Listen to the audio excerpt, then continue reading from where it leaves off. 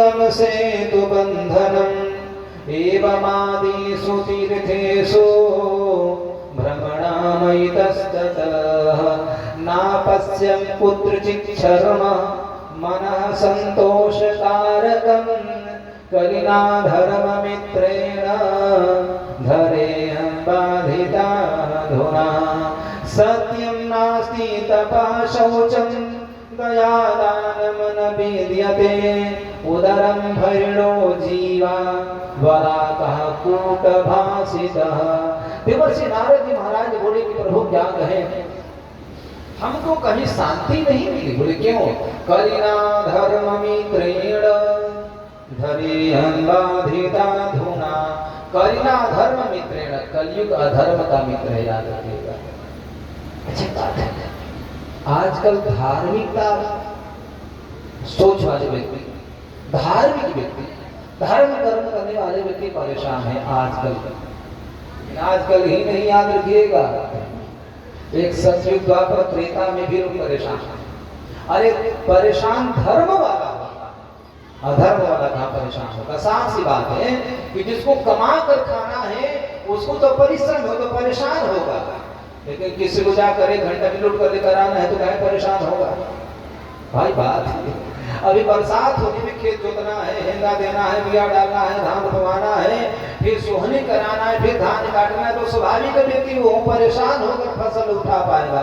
लेकिन एक को तो 4 सला लिया, 10 डंडा लिया, 20 लोग मिल करके जाकर कहीं किसी का तिजोरी खोल करके बैंक लूट कर आए तो वो क्या परेशान है? तो परेशान यदि कोई होता है तो सत्य के मार्ग पर चलने वाला ही परेशान होता है, धर्म के मार्ग पर चलने वाला ही परेशान होता है। अरे परेशान वसुदेव हुए हैं, याद रखिएगा।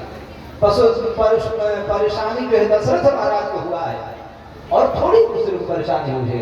तो लोग कहते हैं धर्म वाले, अरे पता है कसौटी सोने की होती है, परीक्षा सोने की होती है, अब तांबे की परीक्षा थोड़ी होगी।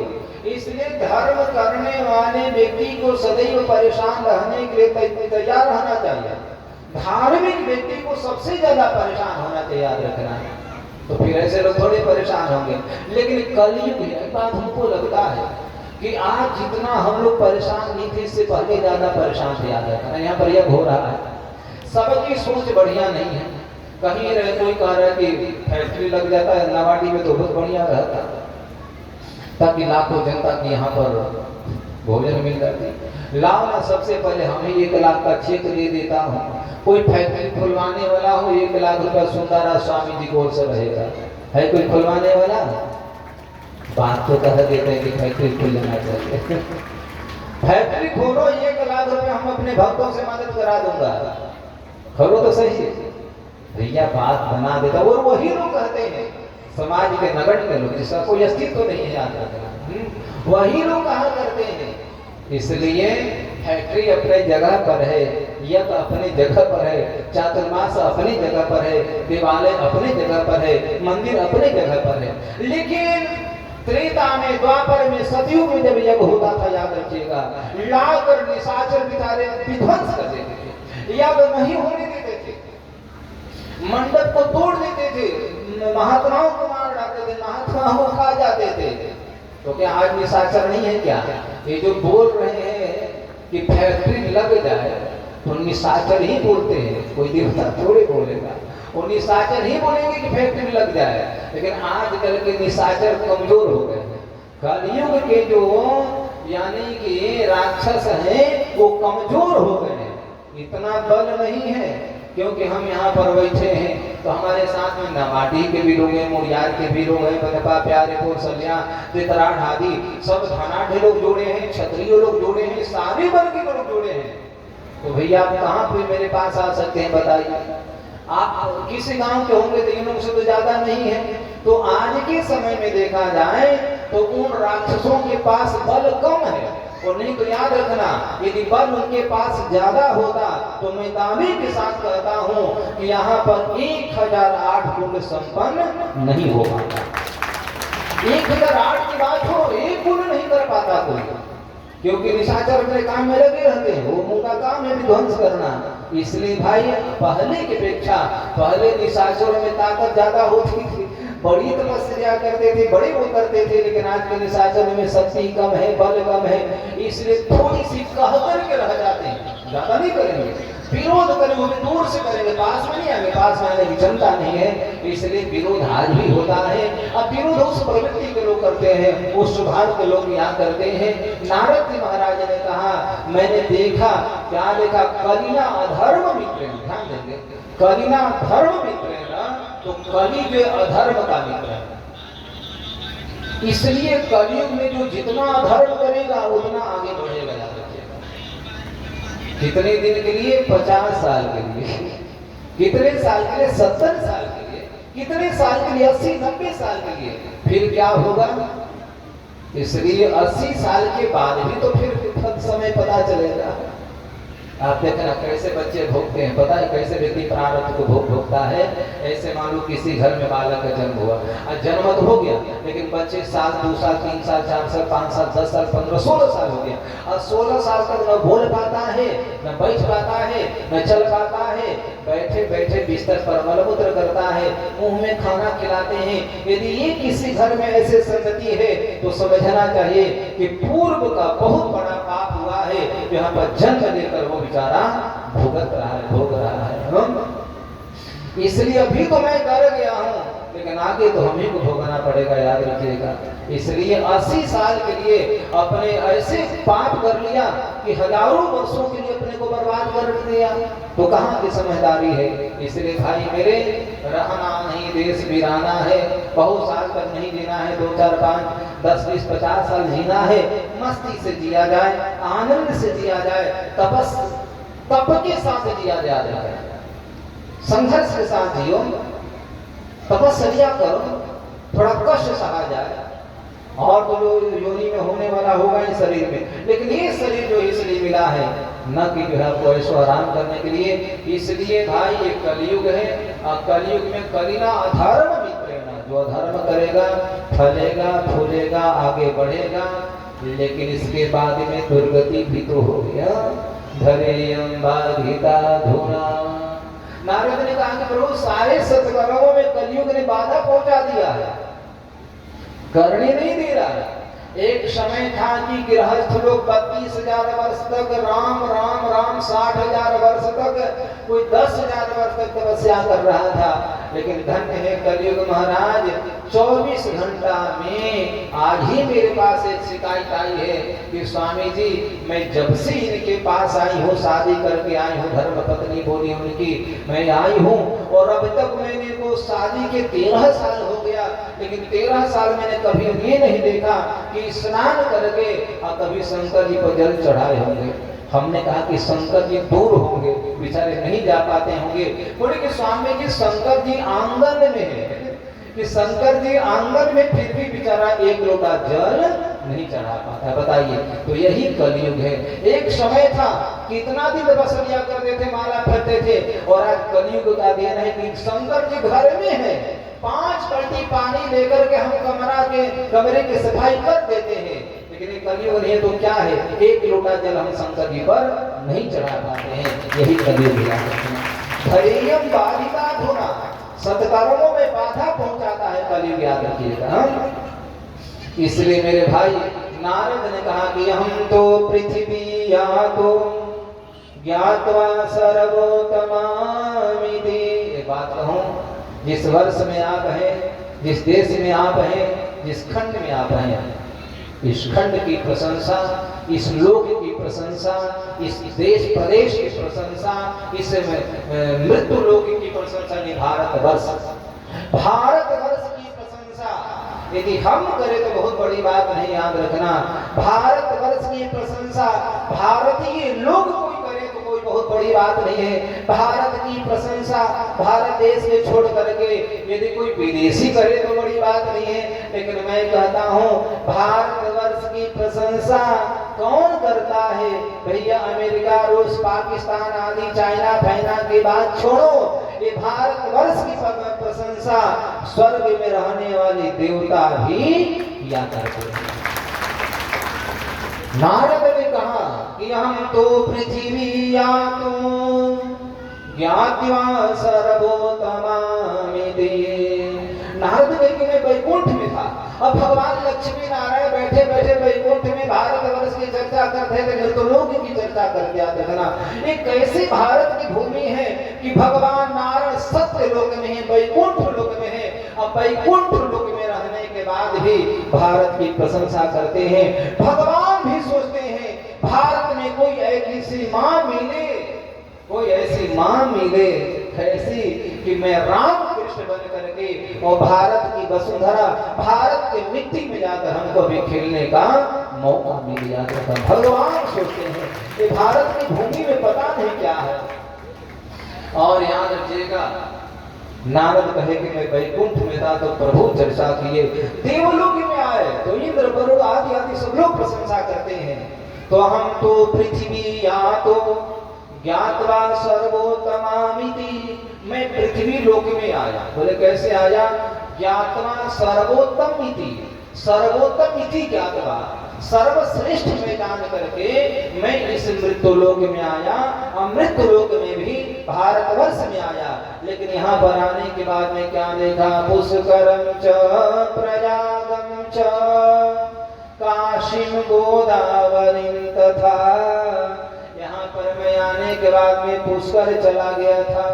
पुष्कर तीर्थों का गुरु है पुष्कर, और तीर्थों का राजा है प्रयागराज। राजा को कर दिया जाता है और सारे तीर्थ जो है कर देते हैं। सारे तीर्थ जाकर के प्रयागराज के पास में माथा टेकते हैं, प्रणाम करते हैं, वो कर देते हैं और जाकर सेवा करके आते हैं। याद रखना, विक्रमादित्य वगैरह की आप लोग कहानी सुने होंगे, पढ़े होंगे, याद रखना। प्रयागराज भी कहीं पर अयोध्या आदि तीर्थों में जाते हैं या धामों में जाते हैं।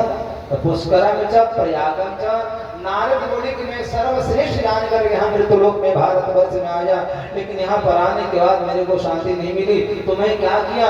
सीधे पुष्कर चला गया। पुष्कर भी शांति नहीं मिली तो मैं तीर्थों के राजा प्रयागराज के पास में गया। वहां भी मेरे को जो देखना चाहिए देखने में नहीं आया।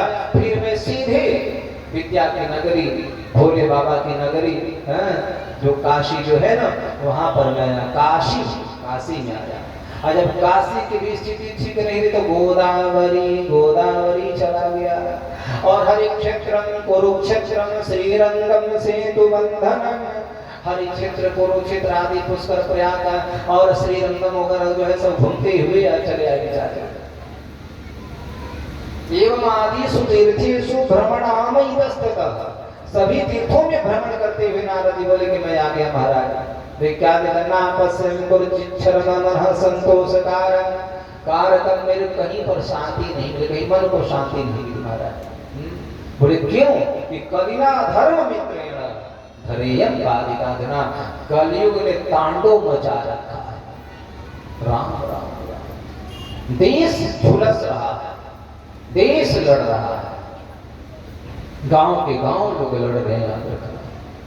अच्छा, देश लड़े, पाकिस्तान हिंदुस्तान लड़े तो कोई बात नहीं, भारत चाइना लड़े तो कोई बात नहीं, चलेगा।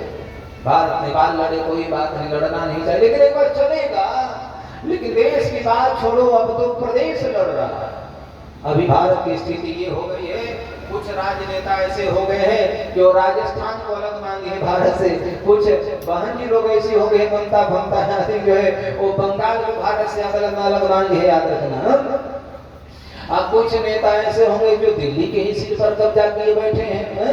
तो भाई किसी ने कहा कि मणिपुर की मामला अलग है तो बंगाल की मामला अलग है, राजस्थान के, अरे भाई मेरे, अब तो देश प्रदेश में झगड़ा है। बिहार झारखंड के हाल यही है।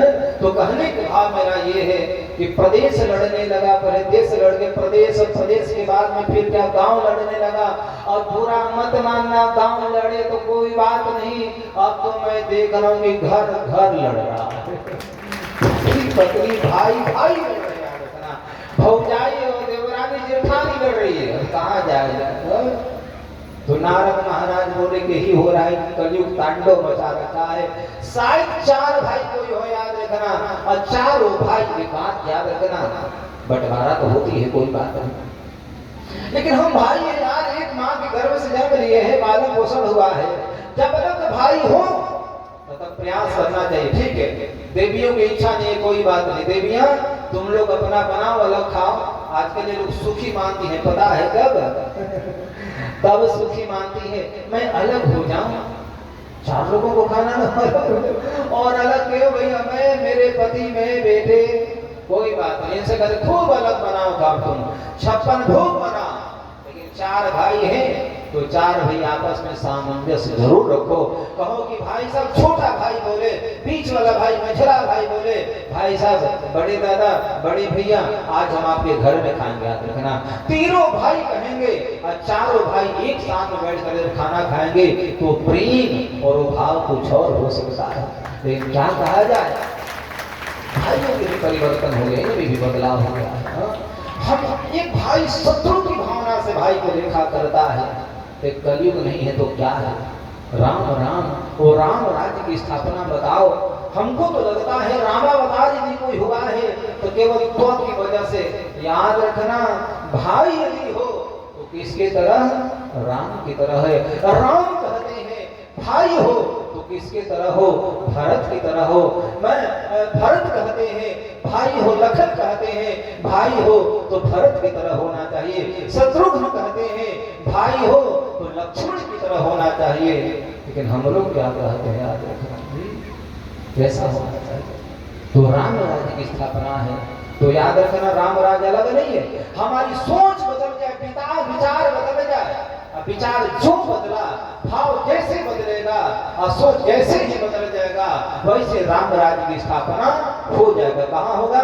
हमारे घर में होगा। याद रखना, नहीं हो सकता प्रदेश में कोई बात नहीं, हमारे घर में तो राम राज्य हो सकता है। हम 4 बहुएं, 4 भाई, 4 के बेटे एक साथ में बैठेंगे, खाएंगे पिएंगे सोएंगे। याद रखना, एक बात याद रखना, लड़ते लड़ते मर जाओगे, भला ही हम जीवन भर नहीं बोलेंगे, लेकिन मरने के बाद में छोटा भाई मरा हो या बड़ा भाई मरा हो, छोटा भाई की पत्नी मरी हो, बड़े भाई की पत्नी मरी हो, मरने के बाद में सबसे पहले अपने ही परिजन आते हैं और आने के बाद में वो शव की तैयारी करते हैं और फिर वही बेचारे होते हैं जो बेचारे कंधे देकर आपको शमशान भूमि तक ले जाते हैं। लेकिन आप पता नहीं, हमारा पड़ोसी बढ़िया है, हमारे वो लाख प्रयास कर लो, कभी आपने परीक्षा नहीं लिया है, हम लोग परीक्षा लेकर देखते हैं। याद रखना भैया, अपना अपना होता है, परिवार परिवार होता है, भाई भाई होता है। इसके बाद तो भूला न जाए। तो राम कथा सुननी है, राम राज्य की स्थापना करनी है और राम की तरह जीवन को यापन करना है तो हम जरूर प्रेमत्व की स्थापना करें, बंधुत्व की स्थापना करें, निश्चय ही हम सबका मंगल होगा। आइए शेष चर्चा कल हम सभी लोग करेंगे और कल से आप थोड़ा जल्दी आए।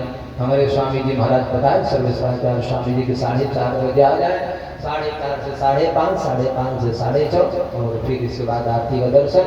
तो समय का ध्यान रखें। बोलो गोविंद भगवान की, श्रीमन्नारायण नारायण नारायण श्रीमन्नारायण।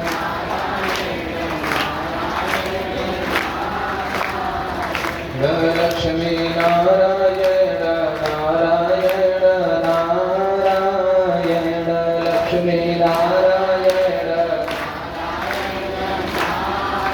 बोली लक्ष्मी नारायण भगवान की, श्री स्वामी जी महाराज की।